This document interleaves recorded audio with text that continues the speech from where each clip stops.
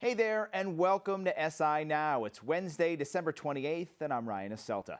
As we count the days until the end of 2016, we're bringing you a heavy dose of Major League Baseball before we ring in the new year. We're happy to be joined today by Sports Illustrated baseball writer Jay Jaffe and SI senior editor Ted Keith. And guys, end of the year gives us a chance to reflect a little bit on the year that was in baseball. And I guess all those conversations, Jay, have to begin with the Chicago Cubs. When you think about the Cubs, the run through the postseason, what was the turning point for Chicago this year?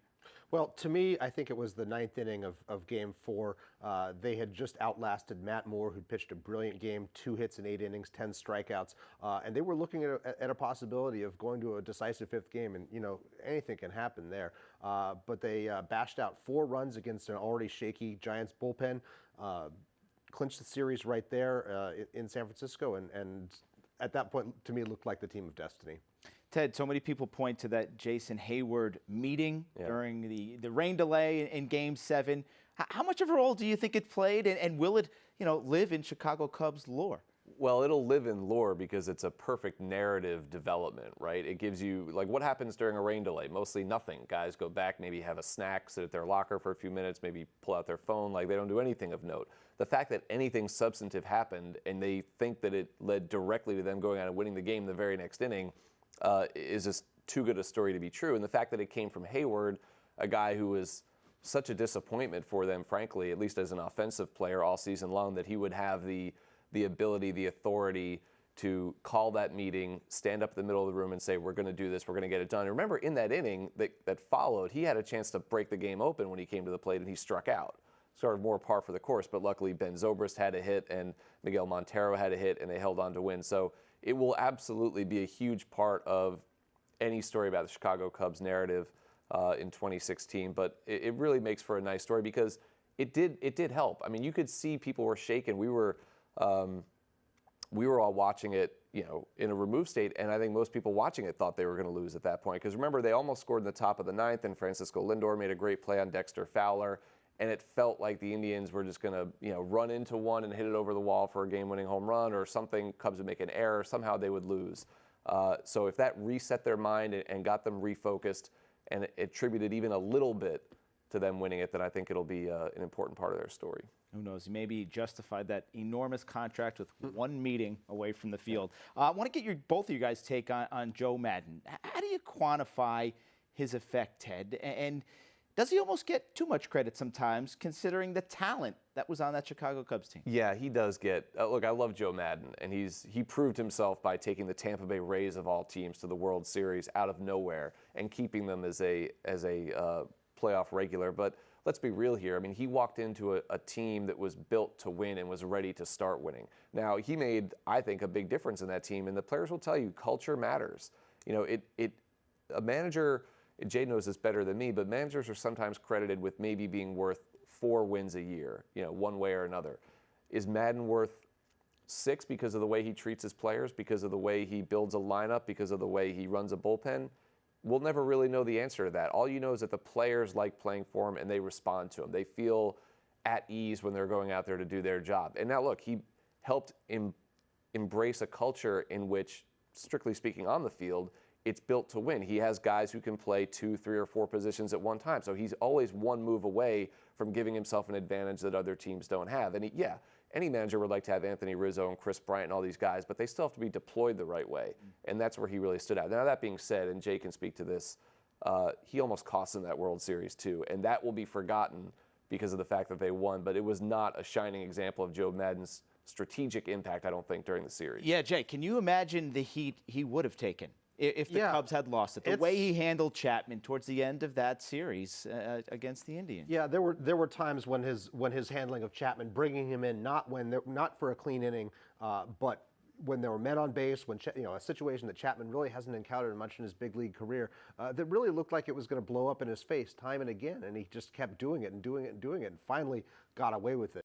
there's a relatively small impact tactically that a manager can have. In the 21st century, it's all about the, as Ted said, it's all about the culture. It's all about keeping those 25 guys on the same page in the face of expectations. And let's face it, for the Cubs, the expectations were heavy. They were on covers of magazines.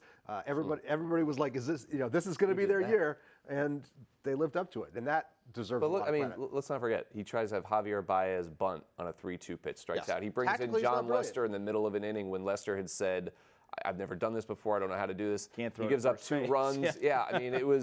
There was a series of moves. It wasn't just Chapman that had people going, oh my gosh. For a while there, the difference in the game was a David Ross home run off Andrew Miller, which might have been the single most astonishing play of the entire postseason. And even that gets forgotten because of how good the rest of the game was. But yeah, this is not a Joe Maddon covering himself in glory in Game 7. But he will go down as a World Series hero in Chicago. You guys mentioned Aroldis Chapman, who leaves and goes back to the Yankees. Jay, how do the Cubs replace a guy who was such a key part of their championship? Those long-term contracts for closers, it's tough to imagine that paying off very, very well in the end. And let's face it, Chapman is a guy who's domestic violence past obviously is something that not every fan every Cubs fan can embrace. Not every fan in any city can embrace. I think they did a smart thing by trading for Wade Davis, who has been tremendously effective over the last 3 years and who's only got 1 year before free agency, making I think around $10 million. He's pitched for Maddon before in Tampa Bay. I think this is a good situation. They can groom Carl Edwards or Hector Rondon to take over when Davis leaves, or they can go out on the market next year and get another closer that's not going to cost them $86 million. Ted, I saw your reaction. Do you disagree with the choice to not re-sign Chapman? No, I don't disagree with that. Look, he's a superior talent. Jay is right about the other problems that cloud his situation, but there's no question that he has a weapon that other people don't have, and that is a fastball that routinely goes above 100 miles an hour. Now, if he's used properly the way he wants to be used, he's borderline unhittable. We talked about the surprising development of a David Ross home run. How about Rajai Davis teeing up a 2-run homer off Aroldis Chapman? That was shocking, but it was partly because Chapman didn't have the same fastball at that point in the game based on the way he'd been used. Frankly, the thing I don't understand about this is what Hector Rondon did to upset people so much. He was the closer until they got Chapman. He was, by the end of the postseason, a forgotten man. They didn't want to touch him. And I thought Carl Edwards acquitted himself very well. And he was the guy that they turned to 3 outs to go to win the most important game in the franchise's history. Now, granted, Chapman, of course, was out of the game. That's the guy who got the ball. And Mike Montgomery came in for him to finish the job. And if they don't need Montgomery in the rotation, I know they have high hopes for him being a 15-game winner or so, but if they don't need him in the rotation, he can be an option too. They are a team that is willing to mix and match. And it's frankly shocking that any closer would get that kind of money. But once you go north of $50 million, which had been the record before this offseason for a closer, it's just too easy for teams to go, no, that's not worth it. I can build an entire rotation almost with $86 million. Why on earth would I spend that on a guy who's going to pitch 70 innings for me? So I think it was a right decision for them to let him go, but there's no question that Chapman has a superior talent that other closers don't have. Yeah, Maddon did everything in his power to stay away from Rondon during that series. Last thing, guys, the Cubs drought obviously is over. The lovable losers have won. Who is the next team, the next underdog that America will latch onto like they did to the Chicago Cubs over the last 20, 30 years or so? Well, I think the Indians are actually poised very well for that. This is a team that hasn't won since 1948. They were, very close to winning in Game 7.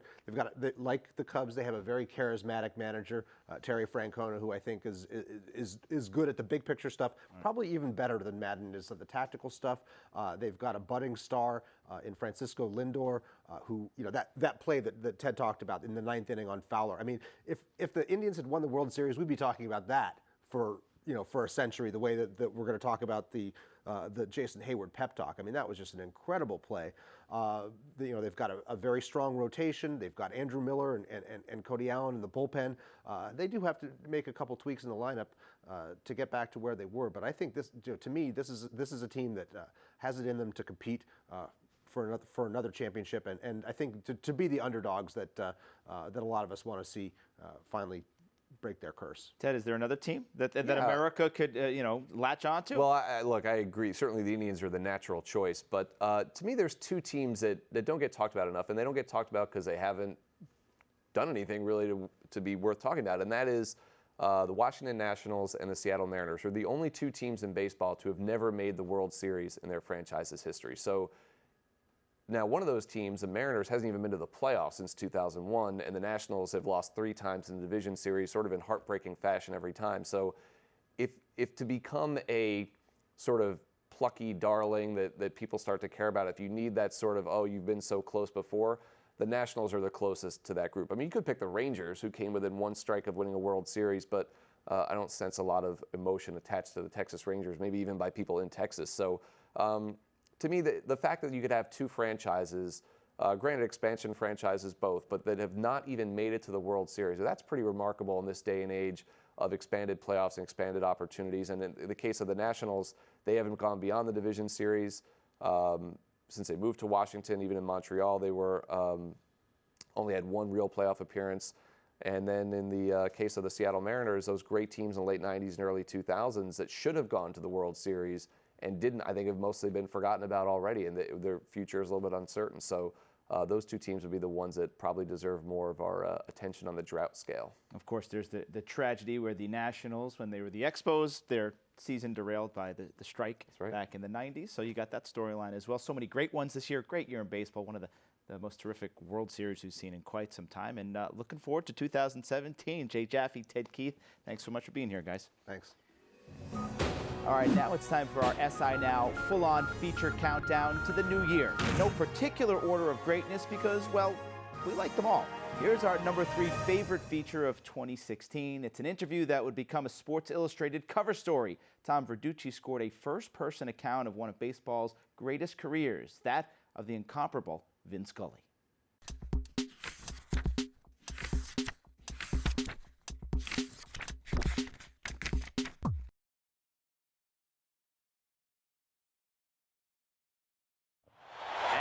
Who's coming up?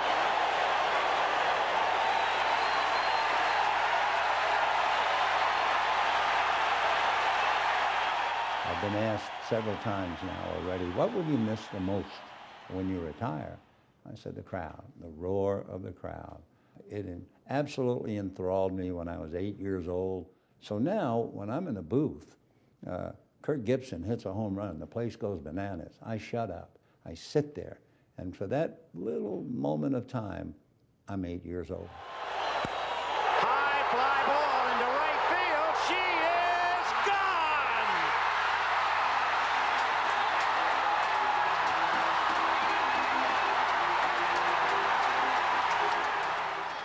The columnist wrote, perhaps Vin Scully made his greatest contribution by saying nothing. And I thought, that's really a compliment, you know. So that kind of told me, you're okay, do it. And I've stuck with it ever since. 1951, October 3rd, the Bobby Thompson game. Correct me if I'm wrong, but I think after the game, you are in that clubhouse, the Dodgers yes. clubhouse, Yep. center field, the Polo Grounds, and there was a conversation between Jackie Robinson and Pee Wee Reese. Right, the ball was hit and it was a home run, and I instinctively looked down. And then in those days, in order to get to the clubhouse, you had to walk all the way to center field. Anyway, it was deathly quiet, and I thought, I can't hang out here. So I went up into a room, trainer's room, and there was Jackie and Pee Wee, just the 2 of them, nobody else there. And I walked over and didn't say a word, and just sat down in a chair, and it was silent. And then Pee Wee suddenly said, you know, Jack, the one thing I just don't understand. And Jackie said, what, Pee Wee? He said, why this game hasn't driven me crazy. And I will never forget that, yeah. Full counter. There's another bounce. High. Forget it. Happier times, October 4th, 1955. 3:45 p.m., and you're the only one who's ever been able to say these words. Ladies and gentlemen, the Brooklyn Dodgers are champions of the world. Right. And that's all I could have said. Had I tried to say something else, I probably would have broken down. And then I was in kind of a daze, and I was working with Mel Allen, the great Mel Allen. And after I said that, I got up out of the chair and started to walk out of the booth. And Mel said, hey, Keed, which is what he would say, are you gonna leave and not say goodbye? I was so happy for those players whose frustrations and anguish I knew well because I'd been with them since 1950. They lost to Philadelphia on the final day, 51. They lose to Bobby Thompson. They lose in the World Series in 52 and 53. They're blown out by the Giants in 54 during the regular season. So when they finally win, I really felt for their happiness. It was a marvelous feeling. There always was, I think, a sense of us against the world. And Brooklyn was always made fun of, and all the service war movies, the guy from Brooklyn always spoke funny and dumb. And all. So this was the answer to the lordly spires of New York. They beat them finally, and it was just incredible. He is 1 out away from the promised land. And Harvey Keene is coming up. Sandy's perfect game. A lot of people have mentioned that your broadcast is a perfect broadcast. What do you remember? I remember that you told the story that you wanted to introduce the date and time of the game as a keepsake. I guess I've done, I don't know, 25 no-hitters, something like that, and 3 perfect games. I would think, have the engineer record the 9th inning so we can give it to the pitcher, and he has it for a lifetime, for his grandkids, for whatever. And I would always put the date, because I think over the years he'd forget what date it was. Always did that. So now here's Sandy. He's already had 3 no-hitters, and he's pitching another, not only no-hitter, perfect game, and I'm trying to think to myself, what can I do besides putting the date? I know it's not important because it doesn't consider in baseball. I'll put the time. It is 9:46 p.m. Sandy into his windup. Here's the pitch. Swung on and missed. A perfect game. When it was all over, people were so touched by the time. I was flabbergasted.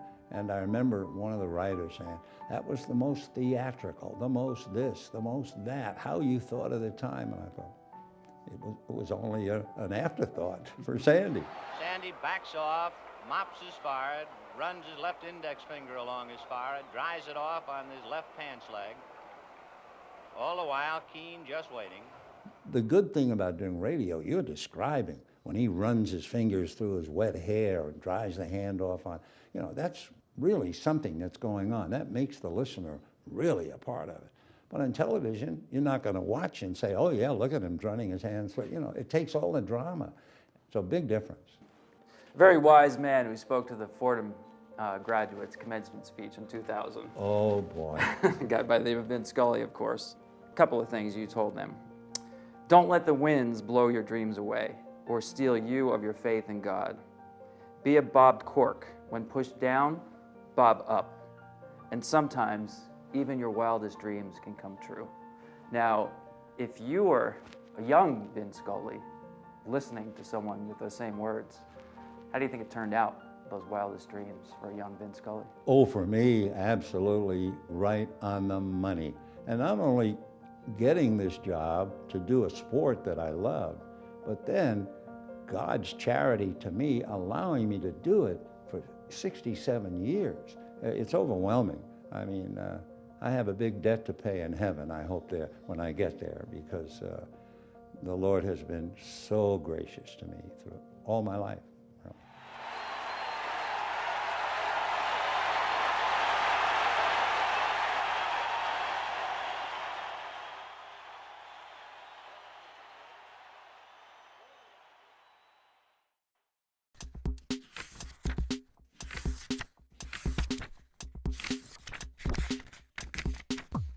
Vin Scully. Never will we see one like him. Truly a legend in the game of baseball.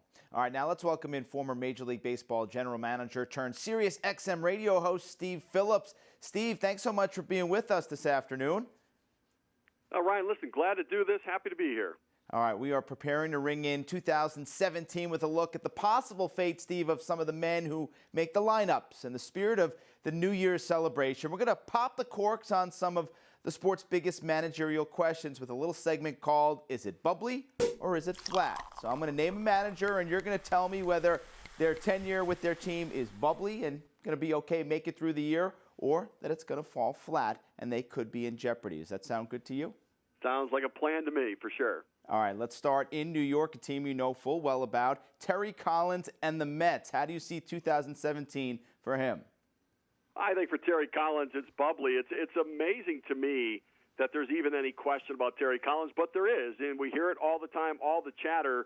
I mean, here's a guy who last year took a team to the playoffs for the second time in a row after going to the World Series in 2015. They lost 3/4 of their infield. They lost 60% of their starting rotation to injury, and yet they overcame all of that adversity and battled into the wild card game. Terry Collins represents the organization well. He communicates well. He holds the players accountable, and his team fights and wins. He does everything you want, so 100% bubbly for Terry Collins.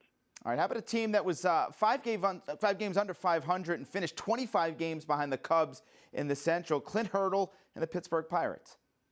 Well, I think it's bubbly for Clint Hurdle as well. Now, I don't think the team is going to be a playoff team in 2017, but Hurdle's job is safe. He's one of the game's best managers, one of the best communicators, maybe the best motivator in Major League Baseball today. He speaks in Hurdleisms, really, where everything's kind of a cliche and a motivational speech. His players respond. They've got adversity going into the season already with the Andrew McCutchen situation, but nobody better to handle that than Clint Hurdle. So I think he can be in Pittsburgh as long as he wants to be there, regardless of the outcome, because the process is so well done. Hurdle is bubbly. All right, let's switch to the American League. A.J. Hinch in Houston. The Astros finished just short of a wild card berth a year ago. I think this is going to be flat, and here's why.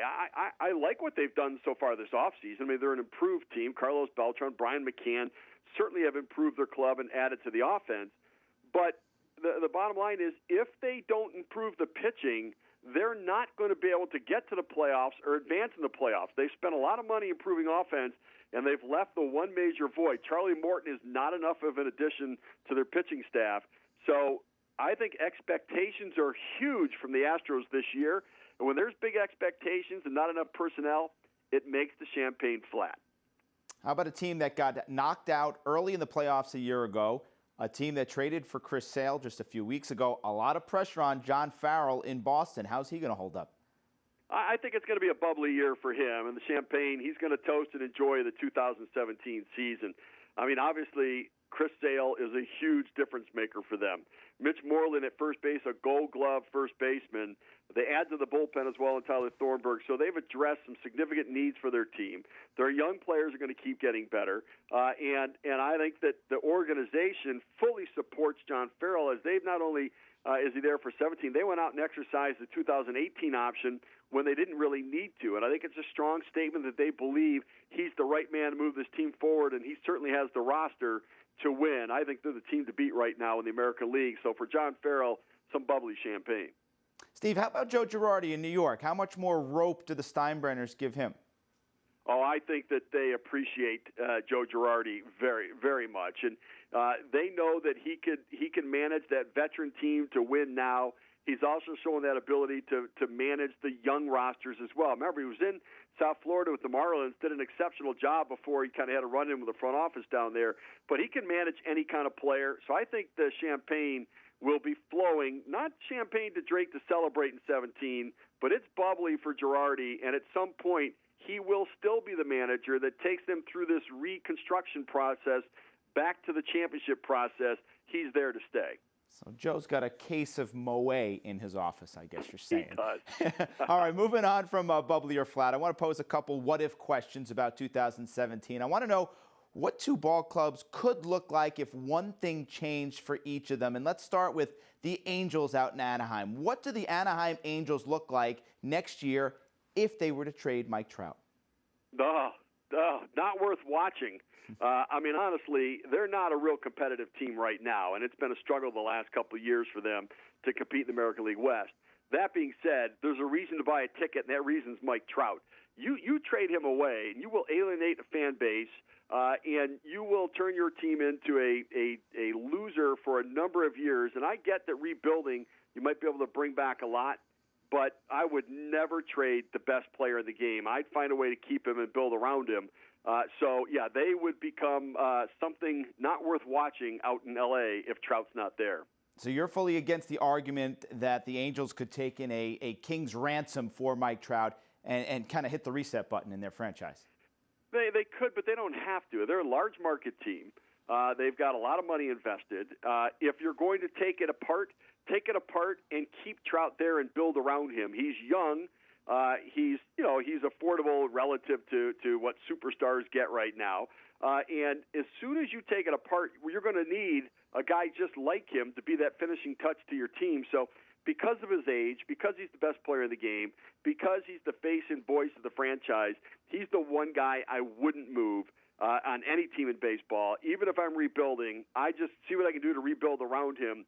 He is part of the answer, part of the solution for my team every day of the week. All right, our second club in the what-if conversation is one you know very well, the New York Mets. Steve, how could the Mets look next year if Tim Tebow is on the roster? No, listen, I love Tim Tebow, the person. I think he was a great college quarterback. If Tim Tebow is on the New York Mets, then the New York Mets are not a playoff contending team, and Terry Collins' champagne may have turned flat. It may have turned flat. I don't see him being a contributor. I don't see him being anywhere close to being a major league outfielder. And so I think that it would be a sideshow in a certain regard if Tebow were there, because he wouldn't be there on merit or ability. He'd be there because he's Tim Tebow. All right, Steve Phillips, you can hear him on MLB Radio on Sirius XM. Steve, thanks so much for being with us, and Happy New Year to you. Thanks very much. Same to you. All right, and that's going to do it for this Wednesday episode of SI Now. We'll see you back here tomorrow when Maggie and the Sports Illustrated brass look back at 2016, a year many are considering to be one of the greatest in sports history. It all happens at 1 p.m. Eastern. Until then, stick with SI.com, and don't forget to please follow us on Twitter at SI Now Live. Have a great day.